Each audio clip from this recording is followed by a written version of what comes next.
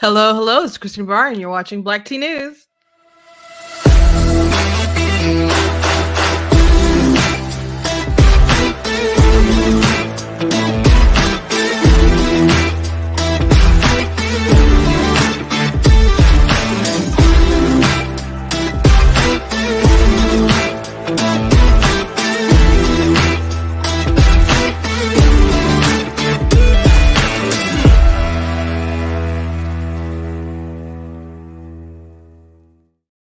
Hello, hello. Welcome to Black Tea News. I'm your host, Christina Barr, and today we are going to be talking about.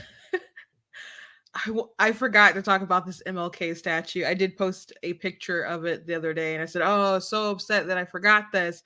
And then people are like, "What the heck is that?" So we definitely, I can't not talk about it with you guys, because it is atrocious and it looks like a lot of things. I'm not gonna say out loud, maybe I will. I don't know. It looks like some things that are not appropriate to just be a statue, to represent the love of Martin Luther King and his wife. So we'll be talking about that. Also, Biden made a boo boo, which is pretty funny. So we'll talk about that uh, in relation to um, Martin Luther King and particularly a relative.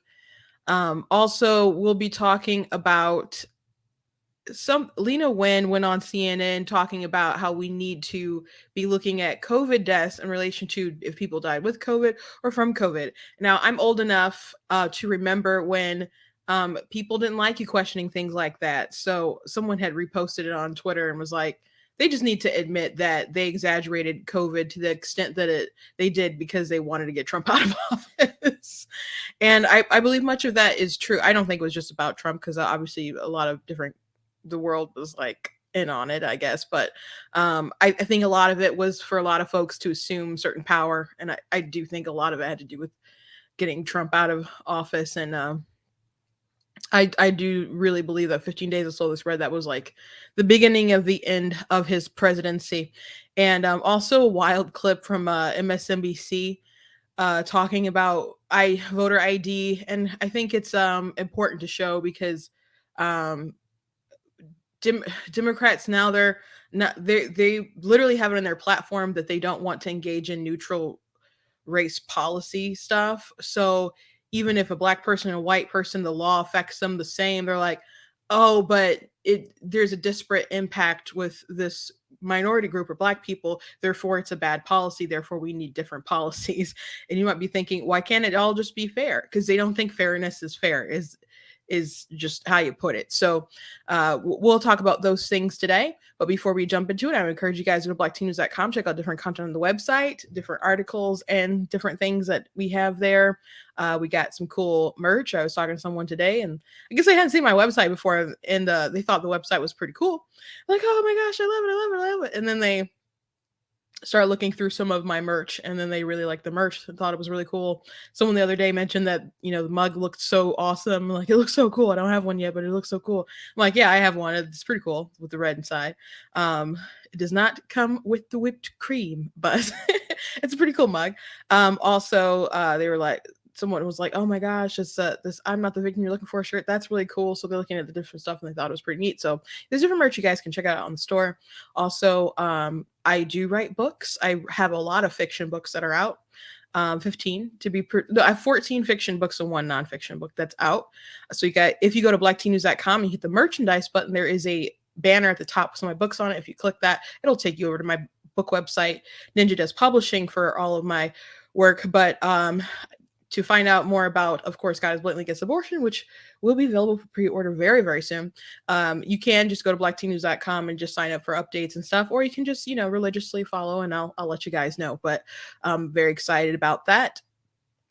And if you like what I do here, you can please consider leaving a donation at blackteennews.com/donate.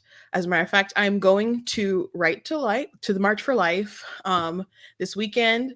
And so I'll be doing some other stuff out there too. So if you would like to support Black Tea News, you can go just donate the regular way. Or if you would like to be a sponsor, there are different sponsorship opportunities. So you can give and get, the benefits of certain tiers up to like different promotional posts on the page. or you can get different you can get credits for like all the videos that we put out in relation to the March for Life stuff. So if that interests you, and you also like what I do here, please consider going to the website, and there's a sponsorship button, and you drop down to the March for Life 2023 and go ahead and pick whatever you'd like. So if you can support, very much, very, very much do appreciate. I also appreciate people who subscribe, who hit the notification bell. If you subscribe, make sure you hit the notification bell, because people don't always do that. I don't think Facebook has a notification bell, but if there's a way, just hit the notification somehow. But thank you guys for tagging other folks, and thank you guys for sharing. All that really does help. It helps to grow the channel. Someone was talking, I was having a conversation with someone earlier today, and they said, I really do appreciate what you do, because I was sharing your content, because it was, there was a lot of people do believe that you can really put together a compelling sort of case, especially when I make kind of more high end scripted sort of things. And they appreciate how I tell the story and the information in it and the passion behind it. So they shared it. I'm like, well, I'm glad that people have watched that and were able to see that. But part of that is also on you guys sharing it. So I've worked really hard to build up the audience that I have. It's not like Daily Wire or anything level, but we'll get there, but I can't get there alone. So I very much appreciate all that you guys do. So if you can't donate or don't want to, I still appreciate you. But if you can go that extra mile, I very much appreciate it.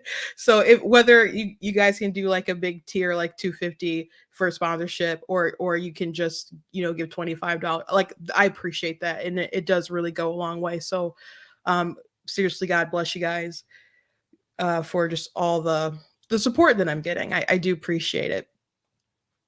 Okay, so I guess that's my intro. We can get to the funny stuff. So I don't have a meme today. I just have Joe Biden, and I think that's I think that's enough. So he was at an event, and Martin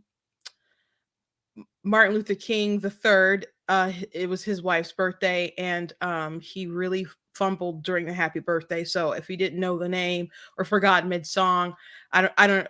Well, if he didn't know the name, I don't know why he'd launch into the happy birthday. If he forgot mid song, that's a bit troubling. Maybe they didn't juice him with the whatever they juice him with to keep him going every day. But here he goes. But congratulations today, the honorees, including your wife, who I understand is birthday today. Well, look, my wife has a rule in her family. When somebody's birthday, you sing happy birthday. You ready? Happy birthday to you. Happy birthday to you. Happy birthday, dear Valen. Happy birthday to you. Well, it's hell turning 30, but you got. Yeah, so when I saw it, I was like, well, when I saw the headline, hadn't watched it yet, and I'm like, well, maybe he just kind of fumbles a bit, and doesn't it sound like the name is Andrea? So if it was like Valerie or something, it's like maybe you could see that he just kind of had a mental eruption with his mind and couldn't quite get there. But that was totally just a really bad, unprofessional sort of mumble. I sing, and been singing for a long time, ever since probably the Lion King. I sang, Gonna Be a Mighty King, and my sister's like, oh, she can sing, so she brought me before my father. And they're like, she can sing, and then I'm all like shy. I'm like, I don't want to sing, and he's like, sing. And then I wouldn't sing, and then he put the pressure on, and then like, you better do it. And I was like, okay. And then I sang, and then I've been singing pretty much ever since.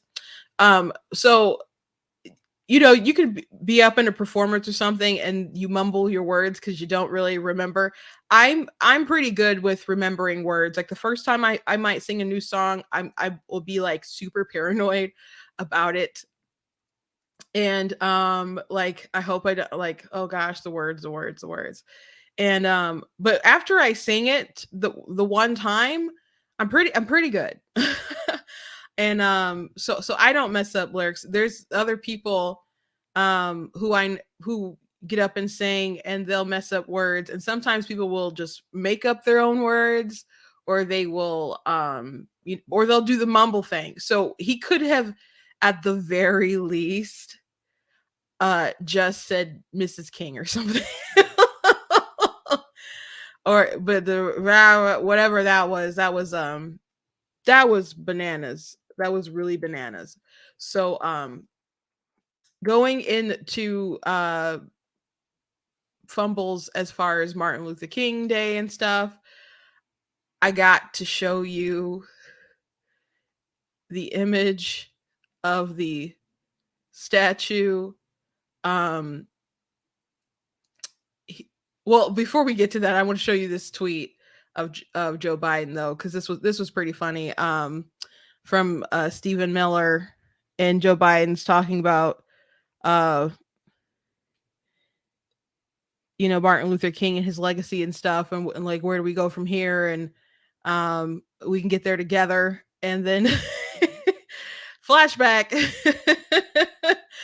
Buying with Bird. So it's always kind of funny to point out the history, but that's not as bad as Joe Biden bragging about being from a slave state. That was pretty wild. Which I've played that clip before. If you have not seen it, I'm not joking, by the way. He literally bragged about being from a slave state. Maybe I'll have to do like an actual like top 10 racist moments from Joe Biden, and go from there. But that makes the list, because what a thing to say. Like I don't even know how you can fumble into that, saying something like that. It just really seemed kind of intentional, when you look at the full context of it. So anyway, this was the statue unveiled in Boston. This is one angle, admittedly, but it's a terrible angle. So there are other angles for sure. Um, so so this is what I posted, and people are like, "What is that?" And that is an arm. It's an arm. Um, so it's called the Embrace, and it's supposed to be a representation, or a sculpture of Martin Luther King hugging his wife after they found out he was going to get the Nobel Peace Prize, um, or the Nobel Prize. And so, for some reason, the artist thought it would be cool if they didn't have heads.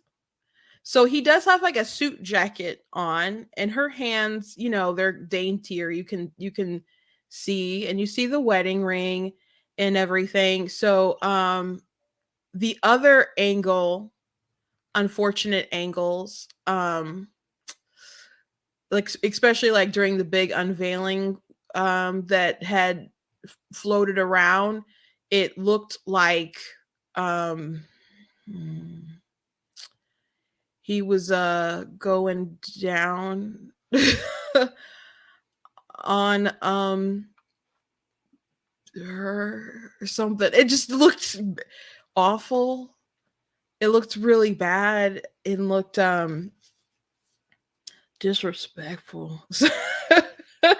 um I don't know. It's just like all art is dumb and gross and weird, and not um like it used to be at all. Like modernism is so, you might see a modern design home or something, and it's sleek and it's clean, and it's, I like stuff like that. But do you guys remember that statue of a, gosh, what was a comb? It was just a comb, and it was supposed to represent something black. I don't know. And people are like, "Bro, a comb pick, really?" Like, um. So yeah, people have all sorts of comments about it, and I don't think it's, fun for King's family to hear all of the comments and the memes, but it is absolutely awful. Absolutely awful. So I guess I don't have much more to say other than that, but I I can't believe people spend millions of dollars on weird stuff like that. Like there's a big statue in Macomb County, in it's a in Sterling, is it in Sterling Heights?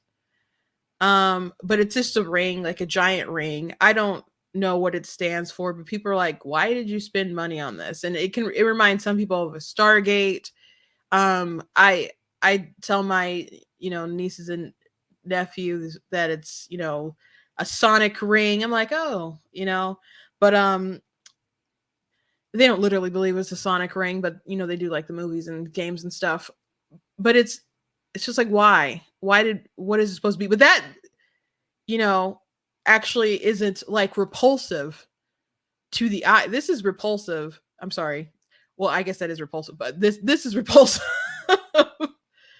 This is repulsive. And I gotta say the memes are funny coming out of it. So in your spare time, you can see the memes if you want to go down that rabbit hole, but just do better. Like people want to be different, and I understand people want to be different, but if you're paying homage to people, especially as such iconic people, especially during such a loving, tender moment, I don't know why you'd remove their heads.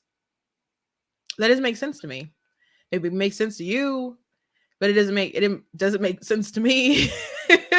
Because if people, I mean, if you make his face, people will know who that is. But to remove the head and just have the arms embracing like the shoulders, it's so strange. It really is. So sometimes there's hit and miss. Other people had to like approve this. There were like smaller models of this stuff before it got blown up, and I think the smaller stuff probably looked better than the bigger stuff, but it all still was weird. So this was a huge miss. And but at least we had our laughs along the way. At least we had our laughs along the way. Okay, moving on. I want to talk about this Lena Wynn commentary on CNN regarding COVID and deaths of COVID, because it is, she used to be all like in the hysterical camp, and it shifted dramatically, and it's continuing to shift. But she's going to say stuff that people were saying very early on, and we talked about this a bit yesterday with Sam Harris. And so I'm not going to play his video again, but I'm going to reference some stuff back after we watch her video. Doctor, these are two separate things here: overcounting deaths and overcounting hospitalizations. As you know, I covered this closely being in the Trump White House when this happened. I talked to a lot of health officials about this who are actually kind of skeptical of this claim that you're making. And I think one big thing has been, what is the evidence that these COVID deaths are actually being overcounted? Well, this is the reason why this kind of transparent reporting is going to be so important. There is a way for us to look at death certificates and also to look at the medical records of individuals prior to their death. And I think this needs to be separated into three categories. One is the COVID as a direct contributor, the primary cause of death. The second is, could it be a secondary contributing cause? So, for example, somebody with kidney disease, COVID then pushes them over the edge to have kidney failure. That's COVID as a contributing cause. And then the third is COVID as an incidental finding. So somebody coming in with a gunshot wound or a heart attack and they happen to test positive. I think that we need to separate out and look at the percentages of each. That percentage would have shifted over time as well. In the beginning, probably a lot more people were dying with the primary cause of COVID. That probably has shifted. And I think, again, we need to understand this. Another reason to understand this, too, is a lot of people are wondering when they should get a booster next. When do we need a second booster or another booster? And the only way we can know for sure is to understand who is getting severely ill and when. But doesn't that change who? Yeah, so I think a lot of that stuff made a lot of sense, but again, people were saying that for a long time. And so Sam Harris, yesterday we watched a video of him reflecting, like he said we're unlucky how benign it was, which is a heck of a thing to say. His point seemed to be that we wouldn't have had so much disagreement and distrust and questioning things if COVID was more severe. Like people would have gotten on board and not been talking about, oh, I'm scared what could happen with the vaccine or long-term stuff or changing my DNA. And like those wouldn't have been conversations if kids were like dropping like flies. And to that, I'm like, yeah, obviously. And he did mention like we wouldn't be talking like with did they die of COVID or with COVID, and the way he brushed off that stuff or wished that we wouldn't have had those conversations, it just I'm like, hindsight is 2020. You now have the perspective to know that these are important questions. So why don't you just admit that people were asking important questions at the time? So now Lena Wen, who used to be like pro face mask, all that kind of stuff. I think I mentioned yesterday. She shifted on that, and one time she said it was no better than a facial decoration. So now she's saying things that are more like on par with what everyone was saying. I think in the comments I said like the tinfoil hat conspiracy theory people were saying when they just had questions about COVID and asking, did this person genuinely die of COVID or from COVID? Now, my grandmother, she technically, I guess they put down, I believe they put down that she died from COVID, and but she was 102. She's 100. Not only is she 102, she's 102, and she basically proclaimed that she was ready to die like maybe a year and a half ago before that. Because my I think it was about that long, that far along. But she's buried at that point. She had already buried a son.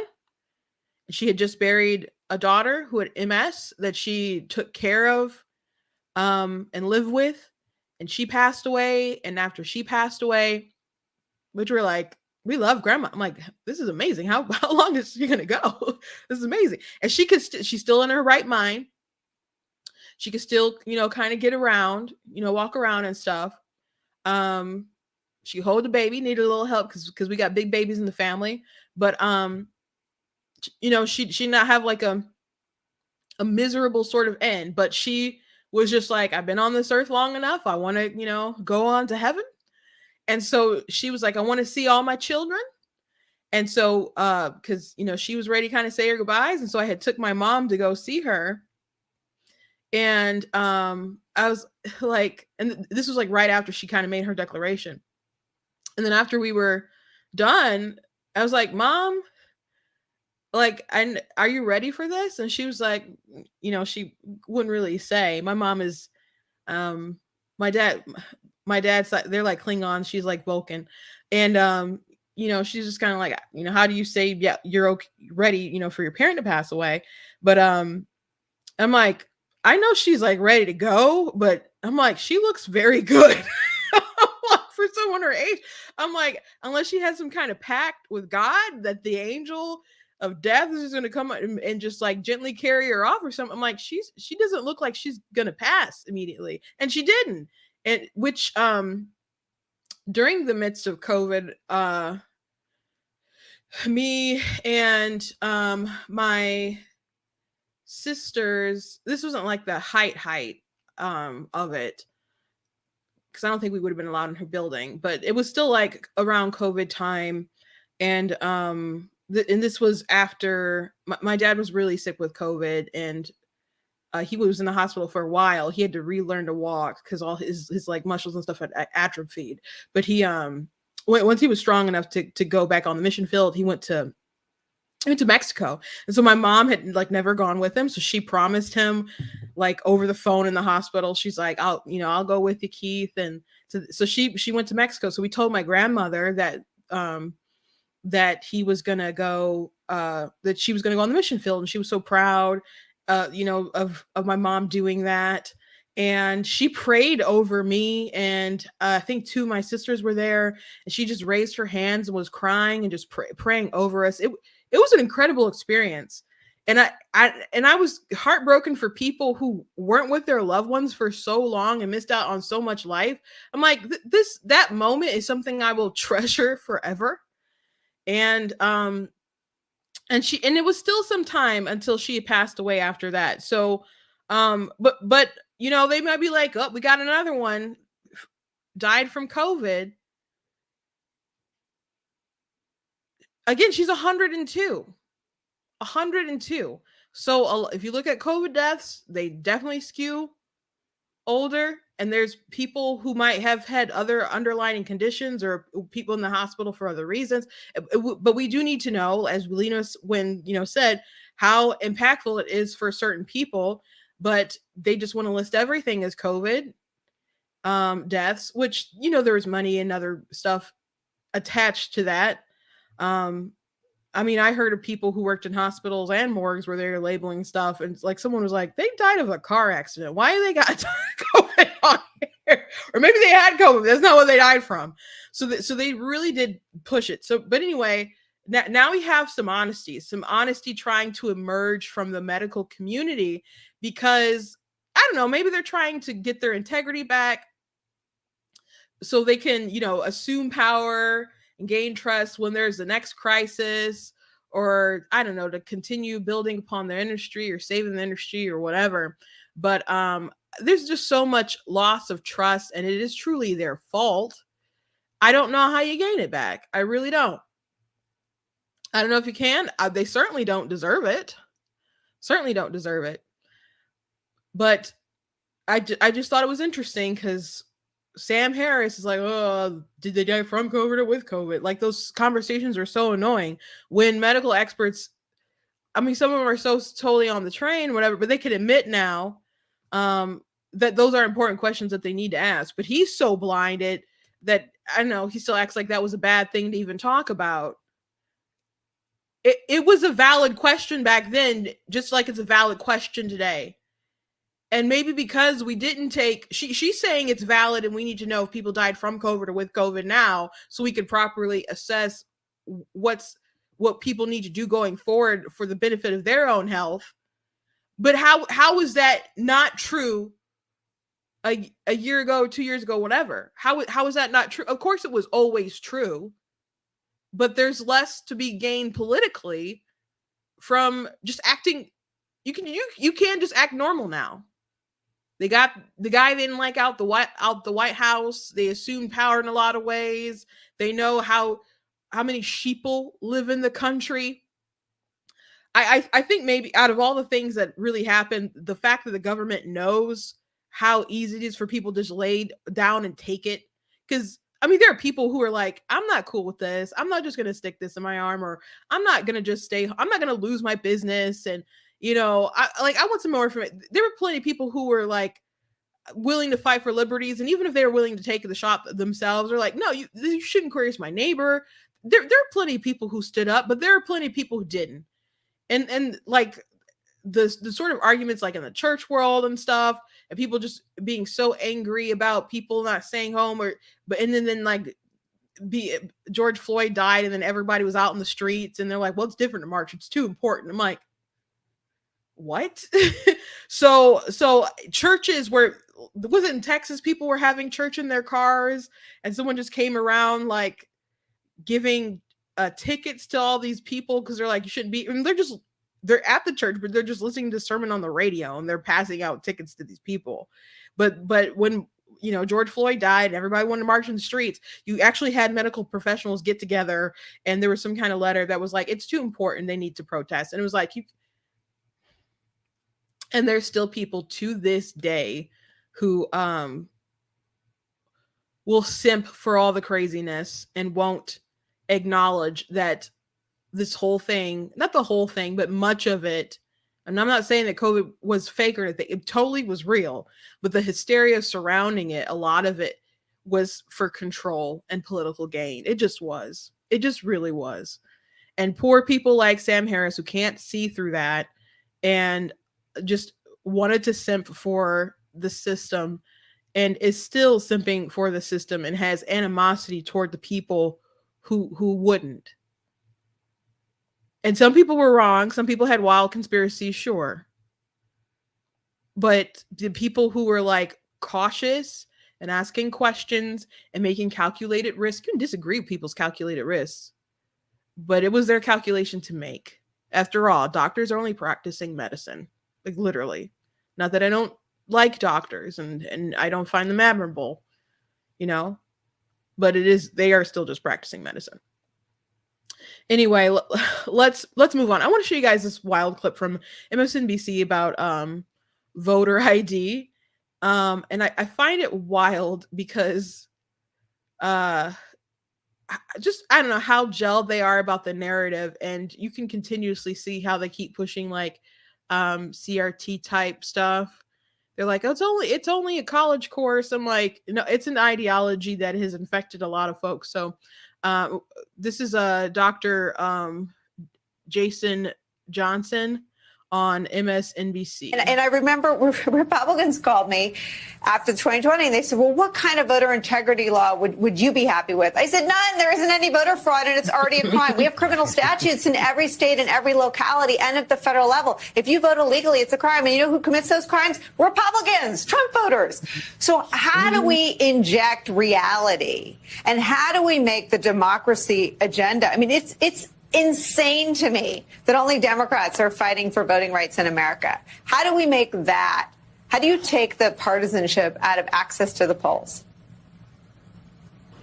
I don't think you can take partisanship out of it because really the partisanship is just a proxy for racism. I mean, let's be clear. When you have voter suppression laws in a place like Ohio, you have, and we've seen this sociologically, that there's a certain segment of white people in America who would rather have their own lives inconvenienced than run the risk of black people being on an equal plane. Because frankly, all these voter suppression laws, they hurt white people too. Right? The intention is to keep black people from voting, but it inconveniences everybody. I am very sure that somebody living in Lorain, Ohio doesn't like the fact that their ID cards and things don't work the way they used to as well. So the way that you solve this problem. Yeah, okay. I got this song. I don't even know what show it's from, but my sister used to watch Disney Channel all the time. It's like reach for the stars. Like he is like really reaching.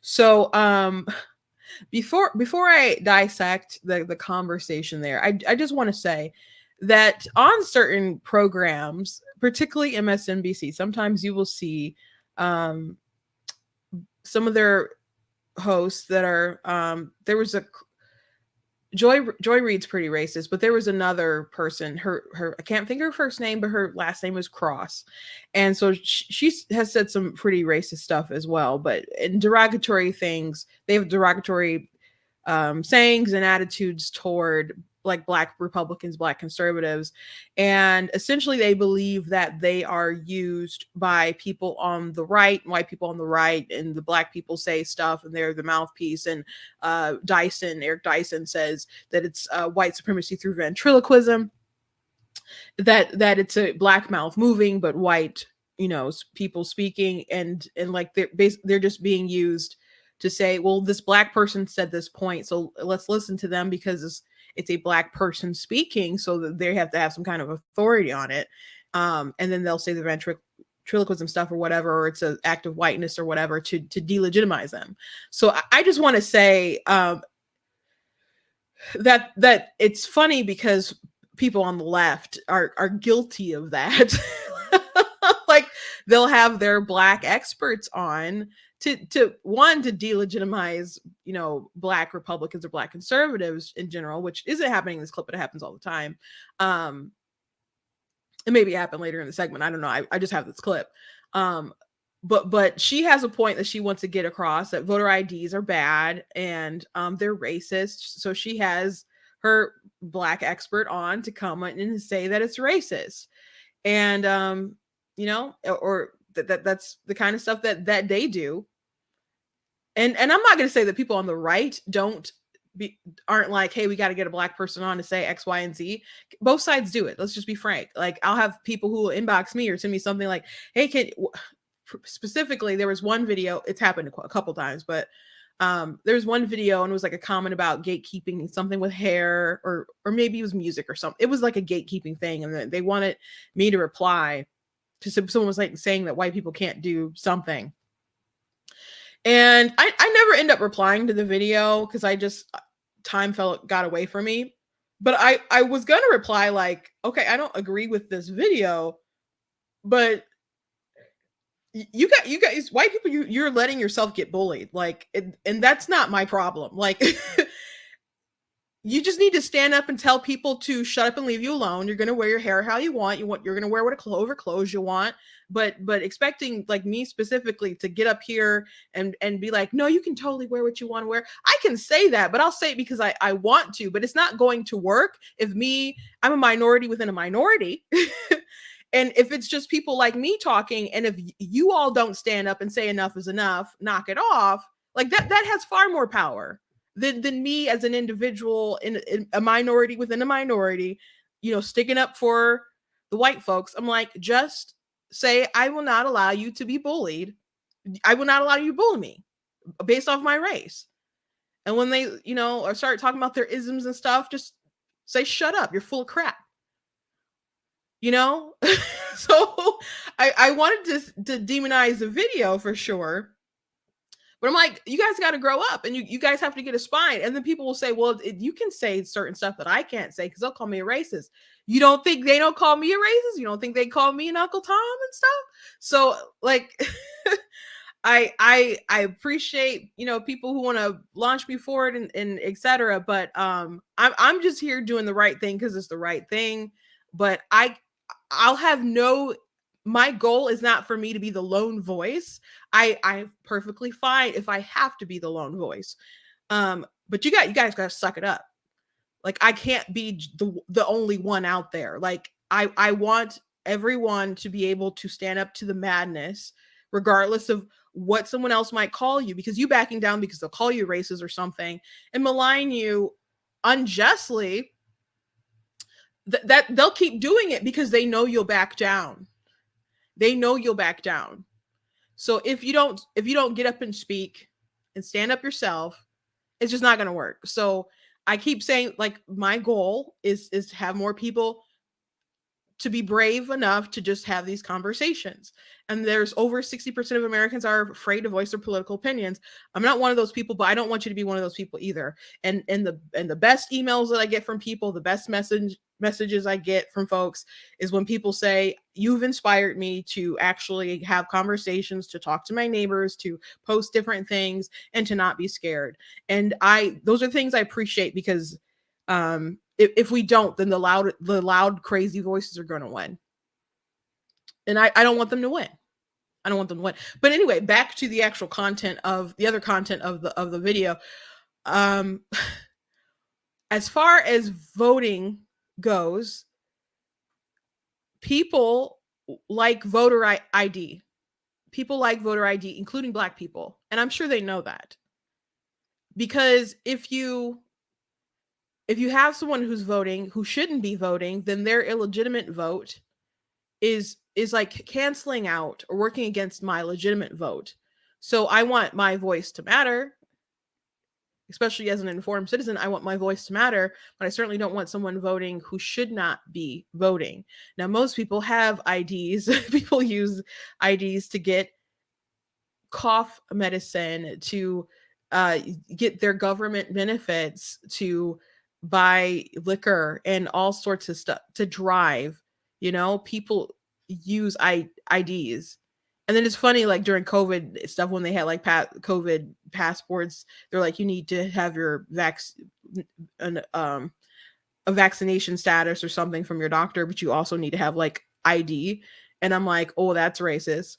I did a video that got a lot of views. I didn't expect to get so many views, but I went to Arby's with my family, and they asked to see ID because it was me and I think maybe one sister, but we were getting Arby's like for the family. So it was a lot because I was at least buying it for 7 people, I think. And so they asked, since it was over $50, they asked to see ID. And so I thought it was funny because it was like at the height of the voter ID conversation with Georgia and the voting laws and stuff. So as soon as I got paid for it, got my food and stuff, I pulled over and I immediately did a TikTok. And I'm like, this is racism. And I'm laughing, as I'm talking about it. And then it got, I don't know, maybe over 100,000 views or something on TikTok. It did well, better than I imagined. I didn't know something like that people were going to resonate with so much. But and people also it also kind of sounded like I I kind of slurred the words a bit. So when I said I spent $50 on Arby's, people thought I said 50,000 on Arby's, and people were like, "What did you buy?" And so I'm like, guys, no, I did not spend $50,000 at Arby's. But yeah, people show ID all the time. So there's a video with Amy Horowitz, and he goes to like college campuses, and they're like, yeah, black people can't get IDs or whatever. And then he goes to like Harlem or something, and everyone's like, we know the Secretary of State is, of course we got our ID right here. It's not like something that people don't have. And people say, oh, it's like a voting tax, a poll tax, because you have to pay to get ID. Well, I don't know if it's a law everywhere, but to use an ID, to need an ID for the purposes of voting or whatever, you can get like a free one for if that's why you need one. And then instead of being like, well, we just shouldn't have voter ID laws, why not just help people get the IDs? Like having lax laws on the voter ID stuff, it doesn't make any sense to me. And when you go to like conventions, like Democrat conventions, they have to show ID. So they're just playing games with you when they complain about the ID. And then Republicans, they're very serious about their ID. Like I worked for the Michigan Republican Party, and when we be checking people for convention, they're like, no, you got to have your ID. And the only times they'd have like special circumstances is if you were, I think you couldn't have like Jewish people or something couldn't have their ID, like so they had to have send them a photocopy or something. And so that didn't happen, a lot, but they would give like a heads up for like those kind of delegates and to state part, and they make some kind of arrangement. But people had to get their IDs, and it's like, oh, I left it in the car. And it's like, we'll go back to the car and get it. Like people were very serious about like, we're the party, like we talk about voter ID, go get your ID. I can look someone dead in the eye. I'm like, I know this person. I'm like, go get your ID, sir. So people are pretty serious about it, not only like Democrats, you have to show ID, but like at their state convention, at least in Michigan, probably all over, but at their state convention, you have to be a voting member, not just a precinct delegate who is elevated. You have to be a member of the Michigan Democrat Party, and there's a fee associated with it. So yeah, you can call it a poll tax if you want to. You have to pay to play in that situation to just go ahead and decide your party leadership and stuff. So it's just a really silly talking point when people talk about voter ID laws. So he mentioned that in Ohio, you'll have like a ton of white people or something, and they'll be into voter ID laws. And they're like, yeah, and that even inconveniences, and it affects white people too. First of all, it's not a big inconvenience to have your ID because people have ID like normally. It's not an inconvenience. And by the way, if you're an adult functioning in society without an ID, I don't know how you really, really function well in society. But I know that's kind of a red flag to me. I'm like, if you can't get your stuff together, I'm like, do you know who's on the ballot? Like, I'm concerned because you don't have an ID. Like I can understand that there are things that happen where you can, I don't know, maybe it expired or something and you just didn't get out there. But like, just get it together somehow to be able to vote. Get help somehow to get an ID.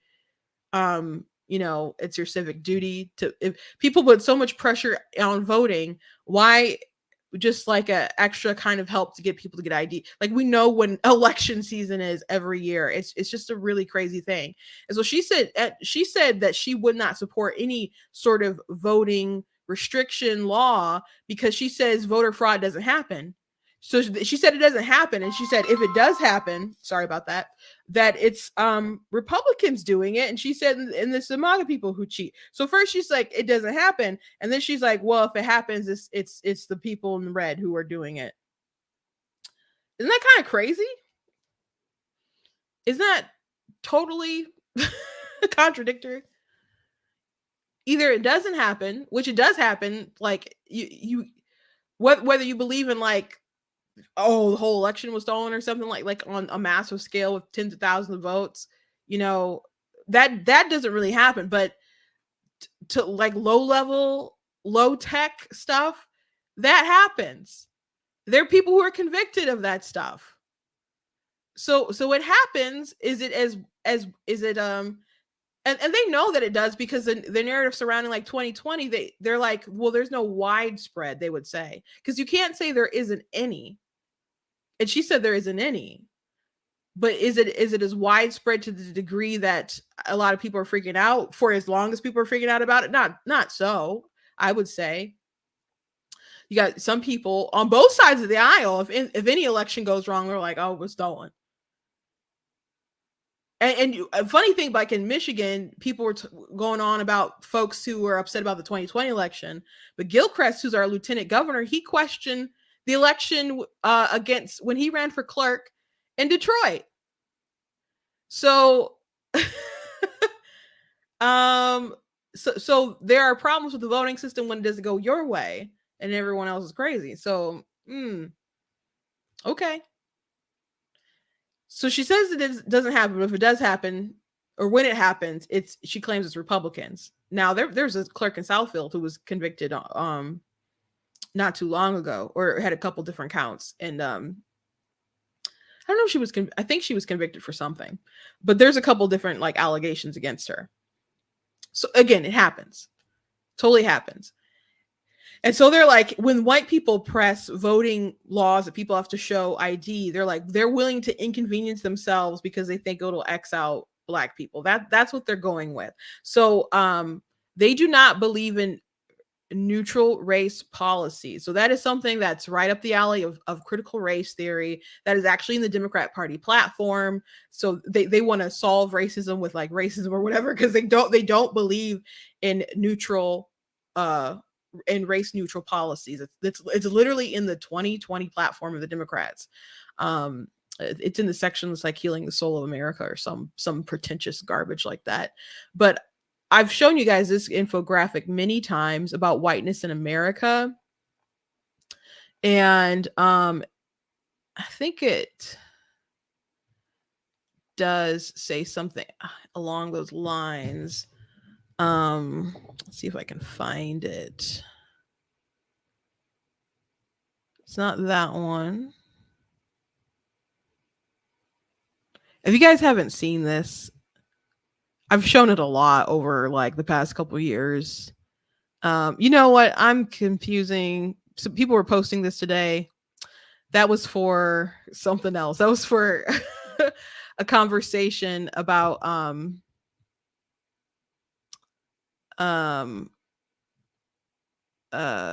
being on time. And being on time is a sign of whiteness, by the way. I don't know if you guys keeping rigid like time schedules, they're saying is whiteness. I gotta show you guys that TikTok another time. But there's an idea like with justice and stuff that intent counts. If you believe in those sorts of things, then that's a sign of white privilege and whiteness and stuff, and how it's impacted our system. Which is really nutty. They don't really care about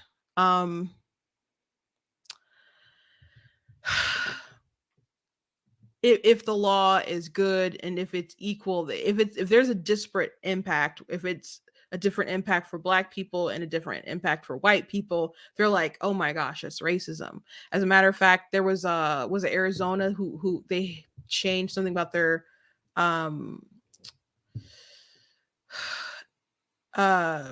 collecting ballot harvesting, and they said if someone's going to take a ballot, then it has to be someone who's related to you. And so it went to the Supreme Court. I don't know. Yeah, I think all the way up to the Supreme Court, and they upheld that.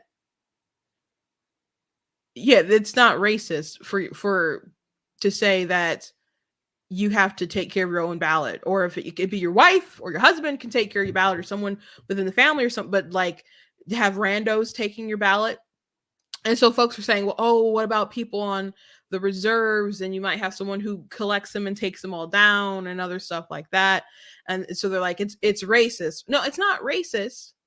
It's neutral. So everyone has the same sort of opportunity. And there's other different groups that might run into different problems, but it is equal across the board. But they're like, well, that's not good enough because it's still going to disproportionately impact people. So what's the solution? To just allow, massive ballot harvesting, which we know Dems want that to happen. And now Republicans are like, well, we got a ballot harvest too, where it's legal.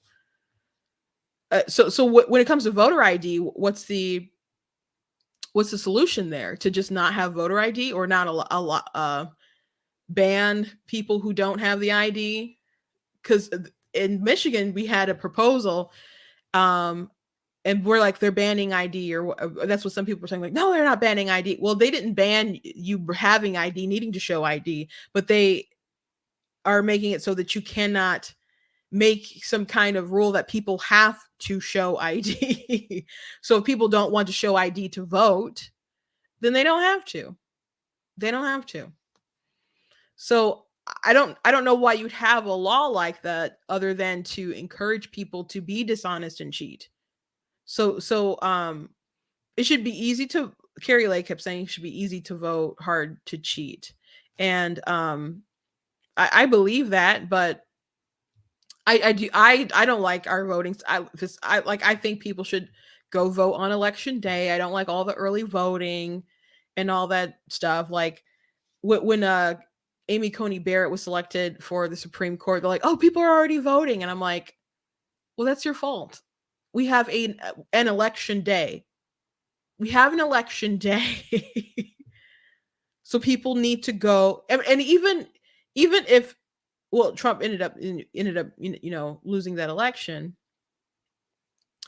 but he'd still be well within his right as the president to go ahead and appoint her, because his term wasn't finished out until it was finished out. But she got through, I think, before the election or whatever, and people were upset about it. Like, people are already voting. Well, that's whatever talking point that is. We have an election day.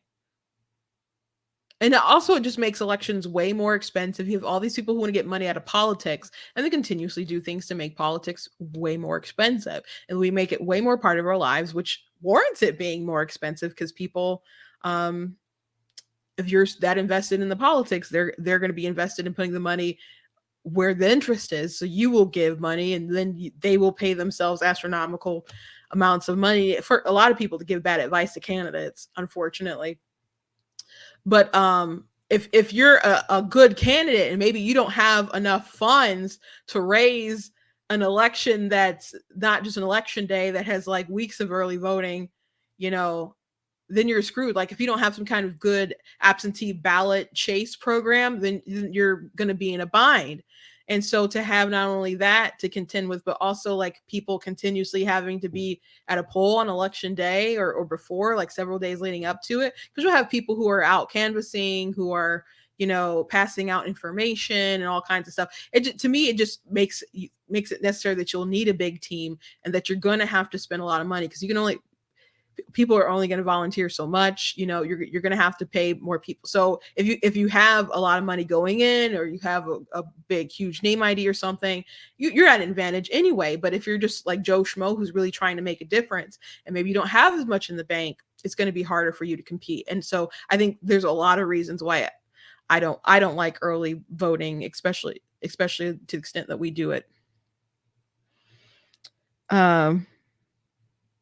Yes, we need voter ID for sure in the comments.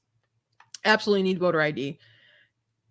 Absolutely leaves opportunities. So it doesn't really matter what we see, intent doesn't really matter in regard to laws and other stuff. If there's a disparate impact, then they don't like it. Now, again, most Black people have voter ID and like voter ID laws, but they do not care. So it's a